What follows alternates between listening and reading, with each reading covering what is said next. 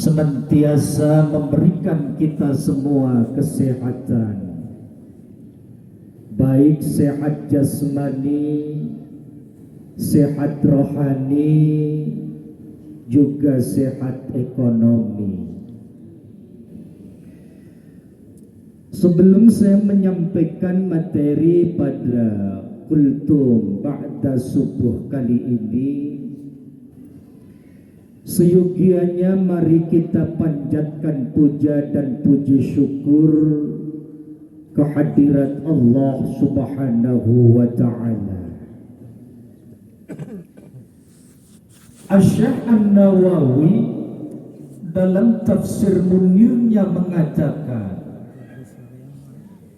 inna syukra ra'sul ibadah. Sesungguhnya bersyukur itu puncaknya ibadah.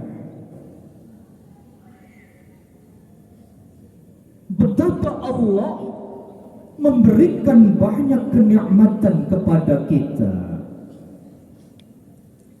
Betapa Allah memberikan banyak anugerah kepada kita.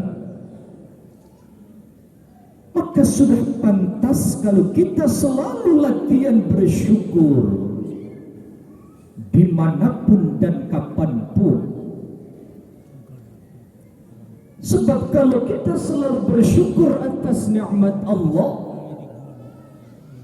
maka insya Allah kita akan mendapatkan sebuah kesempurnaan kenikmatan. Ma huwa tamamun ni'mah, lalu apa kenikmatan yang paling sempurna? Kata Imam Ali, tamamun ni'mah mautun 'alal imani wal islam. Kesempurnaan kenikmatan adalah tatkala kita meninggalkan alam dunia, kita dalam keadaan iman dan Islam.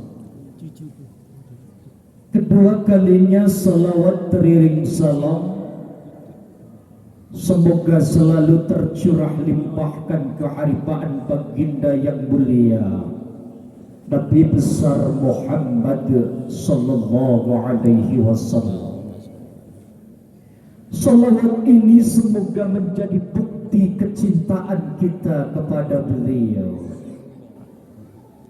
dan cinta kita kepada beliau yang menghantarkan kita akan masuk ke dalam syurganya Allah bersama dengan beliau, sebagaimana yang disampaikan oleh beliau, yuhsyarul mar'u ma'a man ahabbahu. Siapapun akan dikumpulkan dengan orang-orang yang dicintainya. Ayyuhal hadiru rahimakumullah. Pagi ini kita akan menyampaikan sebuah materi terkait tentang tingkatan rizki dan cara mensyukurinya. Ada sebuah hadis yang populer, rak'atul fajri khairum minad dunya wa ma fiha. 2 rakaat fajar yang kemudian banyak yang menginterpretasikan yaitu rakaat sholat subuh. Itu lebih baik daripada dunia seisinya. Maka kalau kita bicara dunia seisinya, berarti kita bicara terkait tentang rezeki. Kadang kita berasumsi bahwa rezeki itu hanya berupa harta. Kadang kita berprasangka bahwa rezeki itu hanya berupa uang.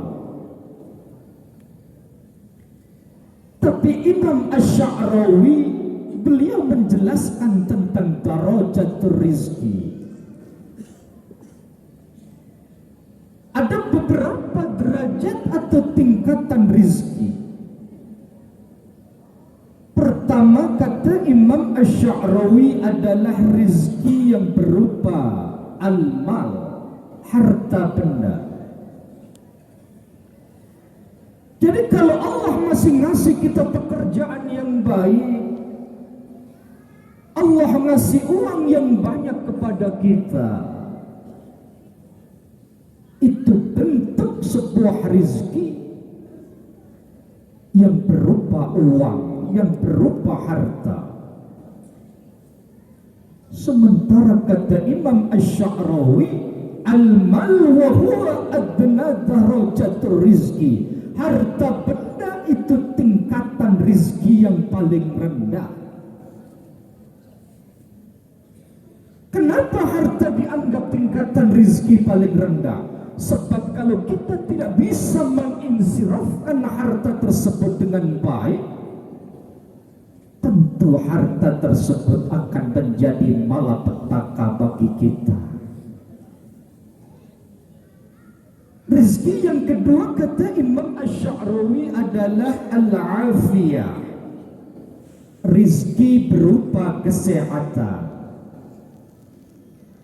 Jadi kalau kita bangun tidur diberikan kesehatan, kita bisa berkumpul saat ini melaksanakan sholat subuh berjamaah di Masjid Raya Al-Jabbar.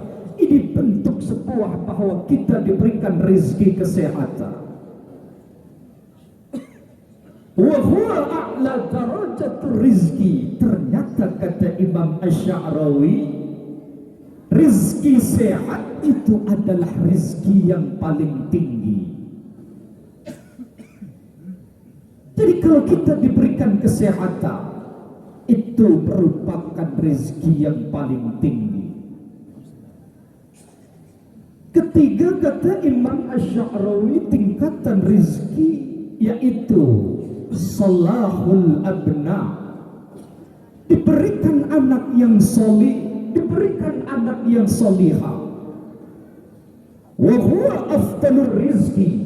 Rizki berupa anak yang solih solihah itu adalah rizki yang paling utama. Kenapa bisa dikatakan rizki yang paling utama? Sebab itu manifestasi kita. Iza mata ibnu Adam inqata'a amaluhu illa min salasin. Saat kita sudah meninggal dunia, semua amal ibadah kita putus kecuali 3 hal. Salah satu di antaranya adalah doa anak yang soleh. Tingkatan rizki yang keempat adalah ridho Rabbul Alamin. Keridhaan Allah Subhanahu wa ta'ala.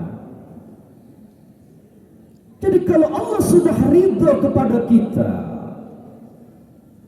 segala bentuk aktivitas kita Allah ridho. Allah ridho akan hidup kita.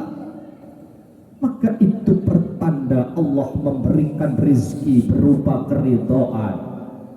Sementara rizki ridha Allah kata Imam Asy-Sya'rawi, wa huwa tamamur rizki, merupakan bentuk kesempurnaan rizki yang diberikan kepada kita semua. Hadirin hadirat yang dimuliakan Allah, maka pernyataan Imam Asy-Sya'rawi ini memberikan sebuah pemahaman kepada kita. Ada rizki berupa harta, ada rizki berupa kesehatan, ada rizki diberikannya kepada kita anak yang solih-solihah, ada rizki yang berupa keridhaan dan kerelaan Allah Subhanahu wa ta'ala terhadap kita. Maka apapun bentuk rizki yang diberikan kepada kita, seyogianya kita selalu bersyukur kepada Allah Subhanahu wa ta'ala. Sebab Allah menyampaikan dalam hadis qudsinya, man lam yashkur ala ni'ami wa lam yasbir ala balai falyakhruj min tahti samai watlub rabban siwaya. Kata Allah, man barang siapa. Man ini kalau kita mengacu dalam konsep ilmu alat, ini menunjukkan man isim mausul. Ibnu Malik dalam Alfiyah mengatakan, wa man rama wa al tusawi mazukir wa hakaza zu'inta tayyi'in syughil. Jadi ketika man ini dikehendaki sebagai isim mausul musta'ab, maka siapa saja masuk dalam kategori man barang siapa lam yashkur, tidak mau bersyukur atas beberapa nikmat yang tadi Imam Sya'rawi katakan. Dikasih harta tidak bersyukur, dikasih badan sehat tidak bersyukur, dikasih anak yang solih-solihah tidak bersyukur. Allah ridha terhadap kita tidak bersyukur. Walam yasbir ala balai, dan ketika diberikan ujian tidak sabar. Maka apa kata Allah? Falyakhruj min tahti samai, keluar kau dari kolong langitku, kata Allah. Watlub rabban siwaya, dan carilah Tuhan selain aku. Betapa murkanya Allah terhadap kita umat manusia yang tatkala dikasih nikmat tidak bersyukur dan tatkala dikasih ujian tidak bersabar. Maka apa yang harus kita lakukan? Rasulullah sallallahu alaihi wasallam memberikan sebuah solusi bagaimana agar kita tercatat tergolong hamba yang syukur dan juga tergolong hamba yang sabar. Apa solusi yang ditawarkan? Khoslatani man kanata fihi katabahullahu syakiran sabiran. Kata Rasul, khoslatani, ada dua hal. Man barang siapa kanata yang mampu melaksanakan dua hal tersebut, kataballahu syakiran sabiran, yakin Allah akan mencatat orang tersebut golongan orang yang syukur dan golongan orang yang sabar. Apa dua hal tersebut? Pertama, man nadhara fi dunyahu ila man huwa dunahu. Seseorang yang tatkala melihat masalah duniawi, orang tersebut melihat kepada orang yang tingkatannya lebih rendah. Yang punya mobil lihat yang punya motor.